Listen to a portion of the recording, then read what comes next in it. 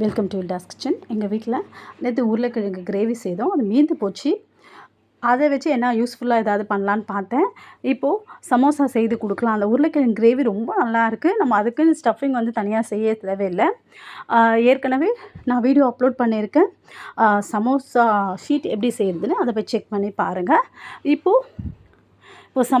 Samosa sheet வந்து மடிச்சிக்கலாம். எப்படி செய்யணுன்றது கூட நான் இது பண்ணியிருக்கேன், செய்து காட்டியிருக்கேன்.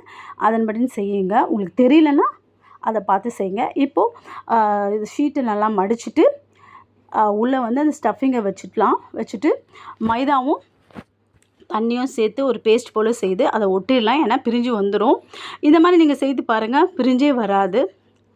உங்கள்கிட்ட உருளைக்கிழங்கு கிரேவி இருந்தால் பரவாயில்ல, இல்லைன்னா ஏதாவது பொரியலோ கூட்டோ செய்தால் கூட அதை கூட நீங்கள் வச்சு கொடுக்கலாம். அந்த மாதிரி பொரியல், கூட்டு, காய்கறிகள் சாப்பிடாத பிள்ளைங்க இந்த மாதிரி நீங்கள் செய்து கொடுங்க, நல்லா விரும்பி சாப்பிடுவாங்க.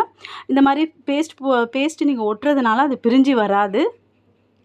நான் டீட்டெயில்டான வீடியோ வந்து ஏற்கனவே அப்லோட் பண்ணியிருக்கேன். அதை செக் பண்ணி பாருங்கள். சமோசா ஷீட் எப்படி செய்கிறது, எப்படி ஃபோல்டு பண்ணுறது, அதெல்லாம் நான் கொடுத்துருக்கேன். அதை செக் பண்ணி பாருங்கள். லிங்க் தரேன், பாருங்கள். இதே போல் நம்ம ஒன்று ஒன்றா செய்து எடுத்துக்கலாம். எவ்வளோ கிறிஸ்பியாக இருக்குது பார்க்கும்போதே உங்களுக்கு தெரியுது, எவ்வளோ மொறுமொறுப்பாக நல்லாயிருக்கு. நீங்களும் ட்ரை பண்ணி பாருங்கள். தேங்க்யூ.